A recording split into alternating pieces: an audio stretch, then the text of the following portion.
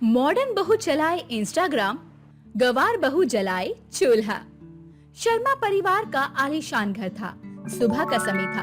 रसोई में चहल पहल मची हुई थी। अंजलि अपने फोन पर इंस्टाग्राम लाइव कर रही थी, जबकि सुनीता चुपचाप नाश्ता बना रही थी। गुड मॉर्निंग मेरे प्यारे फॉलोअर्स। आज मैं आप सबको बताऊंगी कि कैसे बनाएं परफेक्ट पराठा। अरे यार देखिए कितना मॉडर्न किचन है हमारा। सुनीता मुस्कुराते हुए अंजलि के लिए इंग्रेडिएंट्स तैयार कर रही थी। मीरा रसोई में आती है। अरे वाह मेरी होशियार बहू, इंस्टाग्राम पर हमारे घर की कितनी इज्जत बढ़ा रही है। अंजलि बेटी तुम तो कमाल की हो। माँ जी मैं आपके लिए चाय ले आती हूँ। हाँ हाँ ले आ, तू तो बस यही काम कर सकती है, पढ़ी लिखी नहीं है ना इसीलिए। अंजलि कुकिंग करते समय नमक की जगह चीनी डाल देती है। उसे पता नहीं चलता क्योंकि वो कैमरा में बिजी थी। देखिए गाइस मैं कितनी प्रोफेशनल कुकिंग कर रही हूँ।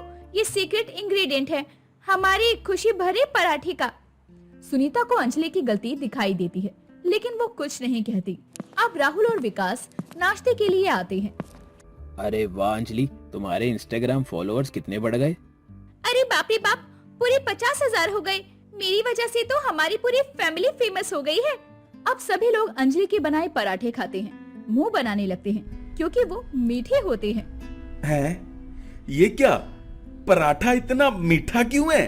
ओह गॉड मुझसे गलती हुई। अरे यार लाइव स्ट्रीमिंग में कंसंट्रेशन कर रही थी इसीलिए भटक गई होंगी। कोई बात नहीं बेटा, नई चीज एक्सपेरिमेंट कर रही थी, ये बहुत अच्छी बात है तेरी। सुनीता चुपचाप फ्रेश पराठे बनाने लगती है। मीरा उसे देखकर झुंझला जाती है। अब तू क्या कर रही है? अंजलि के सामने अपना ज्ञान दिखाने आई हुई है क्या? नहीं माँ जी, बस सबके लिए फ्रेश नाश्ता बना रही थी। क्या करूँ मैं? करवा चौथ की तैयारी का दिन आता है। अंजलि वीआर फिल्टर के साथ पूजा की तैयारी कर रही थी, जबकि सुनीता ट्रेडिशनल तरीके से व्रत रख रही होती है। माँ जी देखिए मैंने स्पेशल एआर फिल्टर डाउनलोड किया है, वर्चुअल मून देखकर व्रत खोल सकूंगी। कितना मॉडर्न है ना? वाह क्या बात है, जमाना बदल गया है। पहले के जमाने में तो असली चांद का इंतजार करना पड़ता था। अंजलि फिल्टर ऑन करती है, लेकिन गलत इफेक्ट लग जाता है।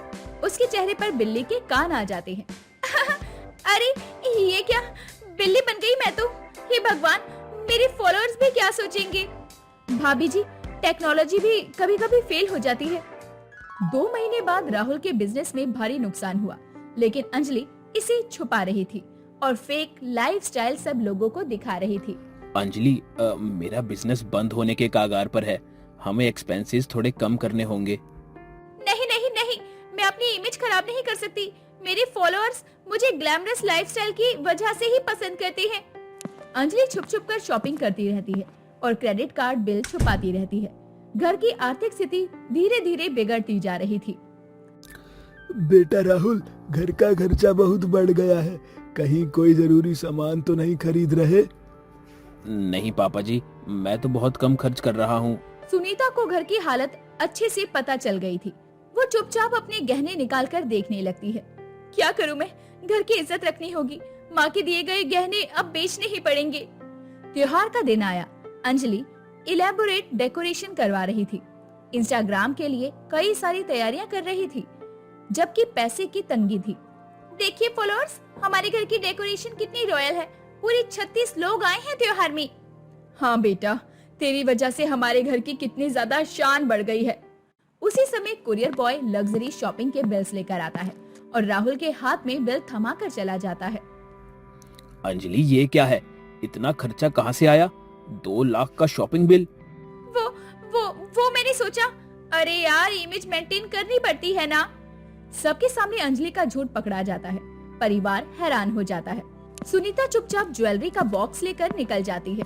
अरे ये क्या मजाक है अंजलि, घर की हालत जानते हुए भी इतना खर्चा? अरे बाप रे बाप, मैंने तो सोचा था तू समझदार है, ये तो बहुत गलत किया तूने। रात में सुनीता चुपचाप जौहरी की दुकान पर जाती है और अपने गहने बेच देती है। घर आकर पैसे राहुल के कमरे में रख देती है। भगवान करे सब ठीक हो जाए, पैसा तो वापस आ जाएगा, लेकिन घर का मान सम्मान बना रहे। अगले दिन राहुल को पैसे मिलते हैं। वो समझ नहीं पाता कि ये पैसे कहाँ से आए। ये पैसे कहाँ से आए? विकास तूने कुछ किया? नहीं भाई साहब, मुझे तो कुछ पता ही नहीं। सुनीता मुस्कुराती हुई रसोई में काम करती रहती है, कुछ भी नहीं कहती। कई महीनों बाद अंजलि सीक्रेटली दूसरी कंपनी में जॉब के लिए अप्लाई कर रही थी। उसका प्लान था फैमिली को छोड़कर शहर में सेटल होने का। हाँ सर, मैं ज्वाइन कर सकती हूँ, फैमिली की कोई रिस्पॉन्सिबिलिटी नहीं है मेरी। ये बात विकास सुन लेता है, वो शॉक हो जाता है। ये क्या, भाभी फैमिली छोड़कर जाने की प्लानिंग कर रही है? उसी समय मीरा को चेस्ट पेन होता है, वो गिर जाती है। सब उसे हॉस्पिटल लेकर जाते हैं। डॉक्टर साहब, माँ को क्या हुआ है? इन्हें हार्ट अटैक आया है और इनकी कंडीशन बहुत क्रिटिकल है, हमें ब्लड की जरूरत पड़ेगी। हॉस्पिटल में अंजलि भी सेल्फी ले रही थी और इंस्टाग्राम स्टोरी बना रही थी, जबकि सुनीता ब्लड डोनेट करने के लिए तैयार हो जाती है। गाइस, फैमिली इमरजेंसी में हूँ मैं और मुझे आपका साथ चाहिए। प्रार्थना कीजिए मेरी माँ जी के लिए कि वो जल्दी ठीक हो जाए। डॉक्टर साहब, मेरा ब्लड टेस्ट करवा लीजिए, मैं डोनेट करूंगी ब्लड। सुनीता का ब्लड मैच हो जाता है और वो डोनेट कर देती है। मीरा की जान बच जाती है। Thank God, operation was successful. Sunita ji के ब्लड डोनेशन की वजह से आपकी माँ की जान बची है। सबकी आंखें खुल जाती है। राहुल को पता चलता है कि घर के पैसे सुनीता के ज्वेलरी से आए थे। सुनीता, तुमने अपने गहने बेच दिए थे, तूने कुछ क्यों नहीं कहा? ये घर मेरा है भैया जी, घर की इज्जत रखना मेरा फर्ज है। मीरा होश में आती है और सब कुछ जान जाती है। वो समझ जाती है कि असली बहू कौन है। सुनीता बेटी, मुझसे बहुत बड़ी गलती हुई, तू ही मेरी सच्ची बहू है, माफ कर दे अपनी माँ को। ऐसी कोई बात नहीं है माँ जी, आप ठीक हो गई, बस यही काफी है।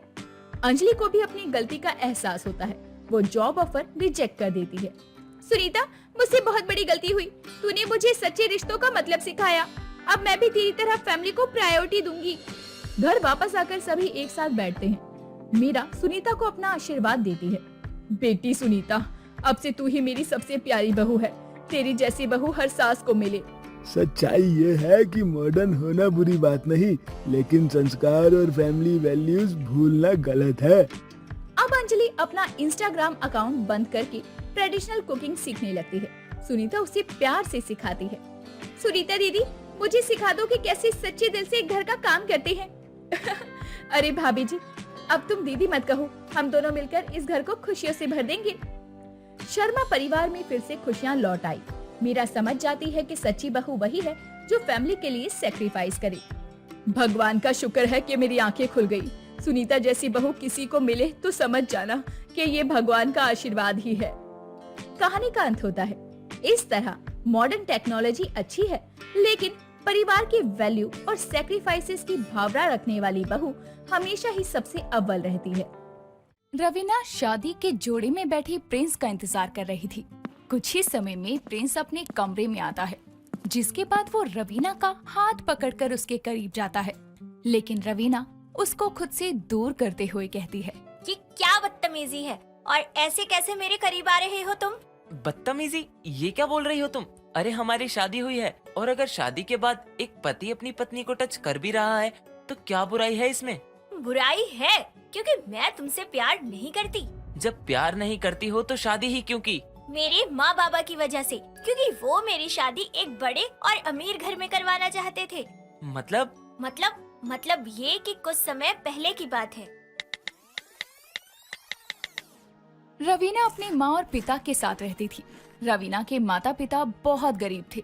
वो लोग मजदूरी करके अपनी बेटी को पढ़ा रहे थे और रवीना भी पढ़ने में काफी अच्छी थी। रवीना कॉलेज में जाकर पढ़ा करती थी।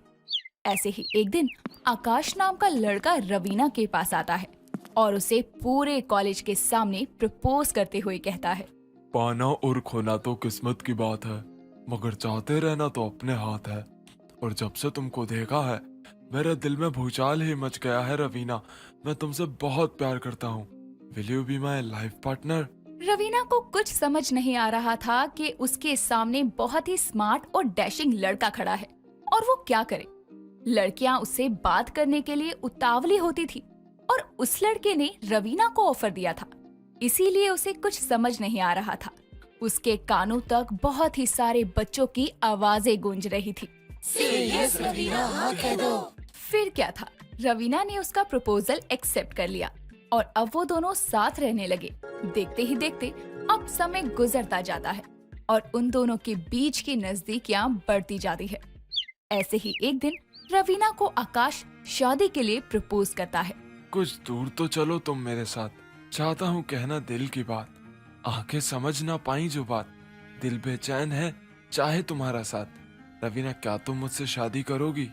ये सुनते ही वो खुशी से पागल हो जाती है और उसे हाँ कर देती है। तो वहीं इस बात से अनजान रवीना के माता पिता रवीना की शादी प्रिंस नाम के लड़के से फिक्स कर देते हैं। और रवीना जब घर जाती है तब रवीना की माँ रवीना को उसके रिश्ते और शादी के बारे में बताती है। ये सुनकर रवीना गुस्से से कहती है, आप लोग पागल हो गए हैं क्या? मुझसे बिना पूछे मेरी शादी किसी और से फिक्स कर दी। अरे एक बार मुझसे पूछ तो लेते कि मैं शादी करना चाहती हूँ या नहीं। बेटा पूछना क्या है, हमारे जमाने में बिना पूछे लड़कियों की शादी हो जाती थी और तू हमारी लड़की है। लेकिन माँ, मैं किसी और से प्यार करती हूँ और शादी उसी से करना चाहती हूँ। हमारे घर की लड़कियां जवाब नहीं देती हैं, समझी?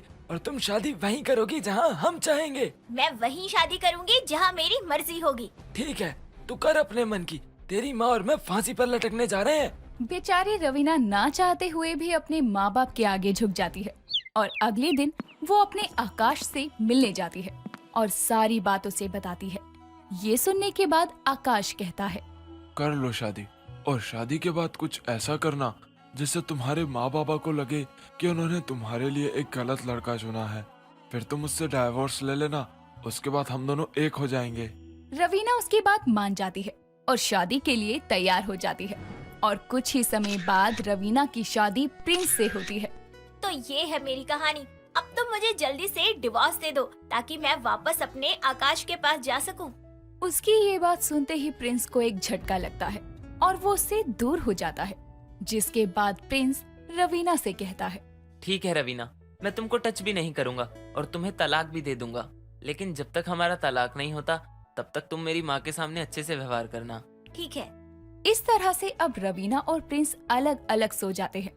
यूं ही दिन गुजरते जाते हैं और एक दिन रवीना की तबीयत खराब हो जाती है। उसकी तबीयत खराब देखकर प्रिंस अपने ऑफिस नहीं जाता और अपनी पत्नी रवीना के पास आकर उससे कहता है, रवीना, लगता है तुम्हारा सर दर्द हो रहा है, इसीलिए लाओ मैं तुम्हारा सर दबा दूं। नहीं नहीं, ठीक है, तुम ये बताओ तलाक कब होगा? उसकी बात सुनकर प्रिंस चुप हो जाता है और आंखों में आंसू लिए कहता है, अगले 1 हफ्ते बाद हम अलग हो जाएंगे। इतना बोलकर वो वहाँ से चला जाता है और अब अगले 1 हफ्ते बाद वो रवीना से घर में जानबूझकर लड़ाई करता है और उससे तलाक ले लेता है। और अब जब रवीना घर से जा रही थी तब प्रिंस उससे कहता है, रवीना, हो गए हम अलग, अब तुम आजाद हो। देखो तुम्हारी इज्जत भी नहीं गई और हम अलग भी हो गए।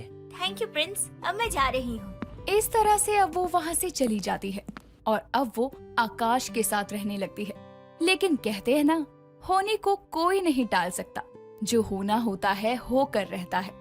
ठीक उसी तरह रवीना ने प्रिंस से तलाक तो ले लिया था, लेकिन अब उसकी जिंदगी में क्या घटने वाला था वो इस बात से अनजान थी। ऐसे ही एक रात जब रवीना सो रही थी कि तभी उसको किसी और लड़की की आवाज आती है और जब वो उठकर हॉल में जाती है तो देखती है कि आकाश के बाहों में कोई लड़की है। ये देखकर रवीना का पारा हाई हो जाता है। नीच इंसान, मेरे होते हुए भी तुम किसी और की बाहों में, तुम्हें शर्म नहीं आती? ओ मैडम, तुम मुझे रोक नहीं सकती, समझी? क्योंकि तुम भी किसी और की बाहों से मेरी बाहों में आई हो। घटिया तो तुम हो। How dare you! तुम्हारी हिम्मत कैसे हुई मुझे ऐसे घटिया बोलने की? तुम्हारे लिए मैंने प्रिंस को तलाक दिया, उसे हर्ट किया, क्योंकि मैं तुमसे प्यार करती हूँ। सुन, जब लड़की की शादी हो जाती है तो उसका सब कुछ उसका पति ही होता है, और तू तो अपने पति की नहीं हुई तो मेरी क्या होगी? जो औरत अपने पति की नहीं हो सकती वो किसी की भी नहीं हो सकती, समझी तू? और रही तुझे रखने की बात, तो तुझे रखना तो मेरी मजबूरी थी, क्योंकि मैंने तुझसे वादा किया था। अब जब तुझे सच पता ही चल गया है तो मेरे घर से निकल जा, समझी? हाँ हाँ, नहीं रहना मुझे भी तुम्हारे साथ। इस तरह अब रवीना आकाश के घर से निकल जाती है और रोते हुए खुद से कहती है, मैंने कितनी बड़ी गलती कर दी। इस आकाश के लिए मैंने प्रिंस को छोड़ दिया। मेरे पास और कोई सहारा नहीं है, माँ बाबा के घर भी नहीं जा सकती क्या मैं प्रिंस के पास जाऊं? नहीं, मैं उसके पास भी नहीं जाऊंगी। मैंने उसे बहुत दुख दिया है और साथ में बेइज्जत भी किया है। मेरा कोई हक नहीं बनता कि मैं उसके पास वापस जाऊं। अब मैं अकेले ही रहूंगी। अब क्या था, बेचारी अब अकेले ही रोड पर इधर उधर भटकने लगती है। ऐसे ही समय गुजरने लगता है और एक दिन वो भीख मांग रही थी कि तभी वो एक कार से टकराती है और बेहोश होकर गिर जाती है। उस कार में से जब कार का मालिक निकलता है तो वो कोई और नहीं बल्कि प्रिंस था। उसकी ऐसी हालत देखकर प्रिंस उसको अपनी कार में बैठाता है और अपने घर लेकर जाता है। कुछ समय बाद जब रवीना होश में आती है तब रवीना उसको देखकर फूट फूट कर रोने लगती है। उसकी ऐसी हालत देखकर प्रिंस उससे कहता है, रवीना तुम ऐसी हालत में? अरे मैंने तुम्हें कहाँ कहाँ नहीं ढूंढा, लेकिन तुम मुझे मिली नहीं। ये सब कैसे हुआ? रवीना अब उसे सारी बात बता देती है। ये सब सुनने के बाद प्रिंस कहता है, रवीना जब मैंने तुमसे शादी की थी तब मैंने तुम्हारे साथ पूरे 7 जन्म साथ रहने का वादा किया था। अरे भला एक कागज के टुकड़े पर किए साइन करने से वो 7 जन्मों वाला रिश्ता तो खत्म नहीं हो जाता ना। मैंने बहुत गलत किया। कोई बात नहीं, मैं तुम्हें अब भी अपनाने को तैयार हूँ। इस तरह अब प्रिंस उसको अपना लेता है, जिसके बाद अब वो पूरी तरह से प्रिंस की पत्नी बनकर रहती है। नेहा के घर में काफी चहल पहल थी और उसकी चहल पहल होती भी क्यों ना, आखिर आज नेहा को लड़के वाले देखने जो आ रहे थे। नेहा बेटा, तू इन कामों को छोड़ और जाकर तैयार हो जा, लड़के वाले आते ही होंगे। हाँ नेहा, आंटी बिल्कुल सही कह रही है। तू ना इन सब कामों पर ध्यान मत दे और तू ना जाकर तैयार हो जा। सारी तैयारियां ना मैं और आंटी मिलकर कर लेंगे, तू टेंशन मत ले। क्यों आंटी जी, सही कह रही हूँ ना मैं? और नहीं तो क्या, तू इन काम पर ध्यान मत दे। अब जा, जल्दी से तैयार हो जा। अरे बाबा ठीक है, जा रही हूँ ना, इतनी भी क्या जल्दी है। जल्दी से चली जा, क्योंकि तू ना अब इस घर में अच्छी नहीं लगती। क्यों आंटी जी, सही कह रही हूँ ना? हाँ बेटा, तू बिल्कुल सही कह रही है। अच्छा जी, ऐसी बात है बेटा। कोई नहीं रेखा, तुझे भी देख लूंगी। जब तेरी बारी आएगी ना, जब देखती तेरा रिएक्शन कैसा होता है। जब मैं भी यही चीज बोलूंगी तुझे। अरे तब की ना तब देखेंगे, अभी जा तो तू। इस तरह नेहा अपने कमरे में तैयार होने के लिए चली जाती है। कुछ देर बाद लड़के वाले नेहा के घर आ जाते हैं। काफी बातें होने के बाद लड़के की माँ उर्मिला सुनीता से कहती है, सुनीता बहन, बातचीत तो बहुत हो गई, अब जरा हमारी होने वाली बहू का मुंह तो दिखा दो। हाँ आंटी जी, आप रुकिए, मैं अभी लेकर आती हूँ आपकी होने वाली बहू को। इतना बोलकर रेखा नेहा को उसको लेने के लिए कमरे में जाती है। थोड़ी देर बाद रेखा नेहा के साथ बाहर आती है। नेहा को देख उर्मिला और राहुल उसको एक ही नजर में पसंद कर लेते हैं। सुनीता बहन, आपकी बेटी तो चांद का टुकड़ा है। ना सिर्फ चांद का टुकड़ा, बल्कि मेरी बेटी तो गाय है, गाय। मेरी बेटी के अंदर सारे गुण हैं, पर फिर भी आपको अगर कुछ पूछना है तो आप पूछ सकती हैं। अरे भाई, हमने बहू की इतनी तारीफें सुन ली है तो उसके बारे में पूछने की जरूरत ही नहीं है अब तो। अब हमें तो रिश्ता मंजूर है, आप बताइए। नेकी नेकी और पूछ पूछ, अरे हमें भी ये रिश्ता मंजूर है। आप लोगों को तो रिश्ता मंजूर हो गया आंटी जी, लेकिन लड़का लड़की से तो पूछ लो। नेहा बेटा, तुम बताओ, तुम्हें ये रिश्ता मंजूर है ना? सुनीता की बात सुनकर नेहा अपना सिर हिलाती है और इस तरह राहुल भी इस रिश्ते के लिए हाँ कर देता है। समय बीतता है और समय के साथ नेहा और राहुल की शादी का दिन भी करीब आ जाता है। ऐसे एक दिन नेहा अपनी सहेली पूजा से बात कर रही होती है। माफ करना नेहा, लेकिन मैं नहीं आ पाऊंगी यार, क्योंकि मुझे ऑफिस से छुट्टी नहीं मिल रही। पूजा यार, बस एक रात की तो बात है यार, एडजस्ट कर ले प्लीज। मैं कौन सा तुझे 1 महीने के लिए बुला रही हूँ। अरे भाई, 1 दिन की छुट्टी तो कोई भी दे देगा, मांग लेना। देख नेहा, मैं तुझसे कुछ छुपाना नहीं चाहती हूँ। सच बताऊँ ना तो मैं एक लड़के से बहुत प्यार करती हूँ और उसका नाम है राज। हम दोनों एक ही कंपनी में काम भी करते हैं और तुझे तो पता है कि जब से माँ पापा मुझे छोड़कर गए हैं तब से मैं बिल्कुल अकेली हो गई हूँ। माँ पापा के जाने के बाद राज ने ही मुझे संभाला था। पूजा, ये तो अच्छी बात है कि तेरी लाइफ में कोई आ गया, लेकिन मुझे ये बात समझ नहीं आ रही कि तेरी लाइफ में कोई आया और तू मेरी शादी में नहीं आ रही। इन दोनों का क्या कनेक्शन है? कनेक्शन है ना नेहा, क्योंकि जिस दिन तू शादी कर रही है ना, उसी दिन मैं भी उससे शादी कर रही हूँ। है क्या? क्या तू भी शादी कर रही है? अरे बाप रे, इसका क्या मतलब है? मतलब जिस दिन मेरी शादी है उस दिन तेरी भी शादी है? हाँ ठीक है बेटा, तू सही खेल खेल रही है। चल कोई नहीं, तो अपनी शादी एंजॉय कर, हम फिर कभी मिलेंगे। यार प्लीज मुझे माफ कर दे। कोई बात नहीं पूजा, मैं तो तेरे लिए बहुत खुश हूँ कि देर से ही सही पर तेरी लाइफ में खुशियाँ तो आई। थैंक यू नेहा मुझे समझने के लिए। इस तरह अब नेहा पूजा का कॉल कट कर देती है और सभी लोग नेहा की शादी में बिजी हो जाते हैं।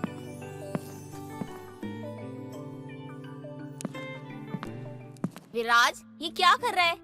सब काम में लगे हुए हैं। तेरे खुद के भाई की शादी है, कुछ काम तो करवा ले घर में। ये फोन में घुसना बंद कर और भाई की शादी में मदद कर। माँ इसमें मैं क्या करूँगा? अरे भाई की रस्म है, और जब रस्म होगी ना मैं आ जाऊंगा। अरे अभी जरूरी काम कर रहा हूँ, बिजी हूँ थोड़ा, समझा करो ना। तू जो भी काम कर रहा है ना बाद में करता रही हो। अभी ना फूल वाला आया नहीं है, तू जरा पता कर फूल वाला है कहाँ और मिले ना तो जल्दी भिजवा दे। ठीक है माँ, लेकिन आप चिंता मत करो। अरे फूल वाले से बात हुई थी मेरी, रास्ते में अटका हुआ है, थोड़ी देर में आ जाएगा। विराज की बात सुनकर उर्मिला वहाँ से चली जाती है। थोड़ी देर बाद फूल आ जाते हैं, जिसके बाद राहुल की हल्दी की रस्म पूरी हो जाती है। राहुल की बची हल्दी के लिए उर्मिला एक बार फिर से विराज के पास जाती है और उससे कहती है, विराज विराज। माँ अब क्या हुआ, फिर से कोई काम है क्या? हाँ बेटा काम तो लाई हूँ तेरे लिए, लेकिन कॉल नहीं करना है, तुझे अपनी भाभी के घर जाना है। लेकिन किस लिए? ये हल्दी लेकर जानी है तुझे अपनी भाभी के घर पे। जब तक तेरे भाई की लगी हुई हल्दी तेरी भाभी के पास नहीं जाएगी तो वहाँ पर हल्दी की रस्म शुरू ही नहीं होगी। उफ, ये नई नई चोचले। इतना कहकर विराज उस पैक हुई हल्दी को लिए अपनी भाभी नेहा के घर जाने के लिए गाड़ी में बैठ जाता है। रेखा डांस करती है और उसकी खूबसूरती देखकर मानो विराज की नजर उस पर ही टिक जाती है। विराज को रेखा गौर से देख रही होती है कि तभी वहाँ पर सुनीता आती है। विराज बेटा तुम आ गए? हाँ हाँ आंटी जी मैं आ गया। वो क्या है ना, माँ ने हल्दी भिजवाई थी। हाँ लाओ मुझे दे दो, और हाँ तुम यहीं बैठ जाओ, अभी मैं रेखा के हाथ तुम्हारे लिए कुछ खाने को भिजवाती हूँ। जी आंटी जी। विराज से हल्दी लेकर सुनीता तो वहाँ से चली जाती है और हल्दी की रस्म शुरू करने का ऐलान करती है। विराज रेखा को साइड से देखता है, लेकिन विराज को रेखा कहीं नजर नहीं आती। और विराज की आंखें बस रेखा को ढूंढ रही थी कि तभी उसके सामने एक प्लेट आती है। उस प्लेट में ढेर सारी मिठाई और कोल्ड ड्रिंक और खाने की बहुत सारी चीजें रखी हुई थी। अरे इधर उधर किससे ढूंढ रहे हो जनाब? तुम? हाँ मैं। क्या आप मुझे जानते हो? नहीं नहीं मैं तुम्हें नहीं जानता, लेकिन हाँ तुम्हें डांस करते हुए देखा था, तुम बहुत अच्छा नाचती हो। थैंक यू सो मच, आपने मेरी तारीफ की। वैसे आपको आता है डांस? वो हाँ तो ठीक है, डांस कंपटीशन कर लेते हैं, पता चल जाएगा कौन जीतेगा। अरे पर रेखा विराज की एक नहीं सुनती और सभी ऐलान कर देते हैं कि विराज रेखा से कंपटीशन लगाना चाहता है। अब क्या था, कुछ ही देर में डांस शुरू होता है और रेखा अपना बेस्ट देती है। हाँ तो विराज जी अब आपकी बारी है, अब आप अपना जलवा दिखाइए। लेकिन मैं अचानक कैसे, आपने तो मुझसे पूछा भी नहीं। तो दोस्तों जैसा कि आप लोगों ने देखा विराज जी डांस करने से शर्मा रहे हैं, तो इसका मतलब मैं जीती और ये हार गए। अरे अरे ऐसे कैसे हार जाएंगे? मेरे देवर जी इतनी जल्दी हार नहीं मानेंगे। क्यों देवर जी? अब तो मेरी भाभी ने भी बोल दिया, अब जो भाभी बोलेंगी वो तो करना ही पड़ेगा। इतना बोलकर विराज अपने डांस का जलवा दिखाता है और इस तरह रेखा विराज के सामने हार जाती है। हार गई? डांस अच्छा करती हो, बहुत अच्छी बात है, लेकिन सामने वाले को कमजोर समझकर उसको नीचा दिखाने की कोशिश दोबारा मत करना, वरना आज की तरह फिर से हार जाओगी। विराज अपनी बात खत्म करके वहाँ से चला जाता है, लेकिन विराज का एटीट्यूड रेखा को भा जाता है और इस तरह रेखा विराज के बारे में सोचने लग जाती है और विराज रेखा के बारे में सोचने लगता है। अब विराज किसी न किसी बहाने से अपनी भाभी के घर आता ताकि वो बस रेखा से मिल पाए, तो वहीं रेखा नेहा से हरदम विराज की ही बातें करती रहती, जिस पर नेहा कहती है, रेखा मैं ये क्या देख रही हूँ, तेरा झुकाव विराज की तरफ कुछ ज्यादा ही नहीं हो रहा आजकल। अरे ऐसा कुछ नहीं है जो तू सोच रही है। मैंने तो कुछ कहा ही नहीं, लेकिन चल अब तू बता ही रही है तो सच्ची बता दे। नेहा वो क्या है ना, मुझे ना विराज अच्छा लगता है, मैं ना उसको पसंद करने लगी हूँ। ओहो तो ये बात है, मेरी सहेली का दिल मेरे देवर जी पे आ गया। वाह वाह। देख नेहा, अगर तू कहेगी ना तो विराज से मैं अपना ध्यान हटा लूंगी और ऐसा कोई काम नहीं करूंगी जिससे तुझे दिक्कत हो। अरे भाई मैं ऐसा क्यों बोलूंगी भाई, मुझे तो इतना अच्छा मौका मिल रहा है कि मेरे ससुराल में मेरी दोस्त आएगी, मैं ऐसा मौका क्यों गंवाना चाहूंगी। नेहा की बात सुनकर रेखा काफी खुश होती है, पर क्या विराज भी रेखा को पसंद करता है ये ना तो रेखा को ही पता था और ना ही नेहा को। इसलिए नेहा राहुल को फोन पे सारी बातें बताती है, जिसके बाद राहुल विराज से बात करता है और ये पता लगता है कि वो भी उसे पसंद करता है। अब क्या था, राहुल विराज की बात अपनी माँ से करता है। अरे माँ 2 दिन बाद शादी है मेरी। मैं चाहता हूँ ना विराज की शादी और मेरी शादी एक ही दिन हो। तेरा दिमाग तो नहीं खराब हो गया? अरे भाई मैं अचानक से उसके लिए लड़की कहाँ से ढूंढ दूँ? अरे माँ, अरे लड़की ढूंढने की क्या जरूरत है, लड़की तो अपने पास ही है। मतलब? राहुल अब उर्मिला को सब कुछ बता देता है, जिसके बाद उर्मिला रेखा के लिए मान जाती है। तो ये नेहा रेखा की माँ को इस शादी के लिए मना लेती है और इस तरह अब न सिर्फ राहुल और नेहा की शादी बल्कि रेखा और विराज की शादी भी हो जाती है। शादी के बाद उर्मिला की दोनों बहुएं अपनी ससुराल की जिम्मेदारियों को बखूबी संभालती हैं। समय गुजरता है। एक दिन जब उर्मिला अपने बहू बेटों के साथ बैठकर चाय पी रही थी, तभी दरवाजे पर किसी की दस्तक होती है। बहू जा देख जरा दरवाजे पर कौन है। जी माँ जी। नेहा जब दरवाजा खोलती है तो अपनी सहेली पूजा को सबसे छोटे देवर के साथ देखकर हैरान रह जाती है। अरे क्या हो गया, भूत देख लिया क्या दरवाजे पर? माँ जी, देवर जी। नेहा की आवाज सुनकर सभी लोग दरवाजे पर आते हैं, जहाँ उर्मिला राज को एक लड़की के साथ देखकर हैरान रह जाती है। राज, ये लड़की कौन है? वो माँ माँ जी, ये इस घर की ना सबसे छोटी बहू है। क्या छोटी बहू? तुझे कैसे पता ये? जैसे राज और रेखा के बारे में तुम लोगों को पता था, कहीं ऐसा तो नहीं इन लोगों के बारे में भी तुम लोग जानते थे? नहीं माँ जी, मुझे तो राज के बारे में कुछ भी नहीं पता था।